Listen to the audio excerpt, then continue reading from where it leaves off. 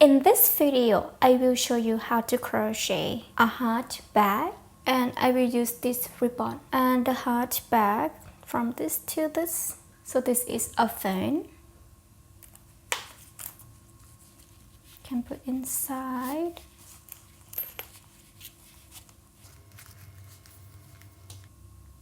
And next, I will repeat this process.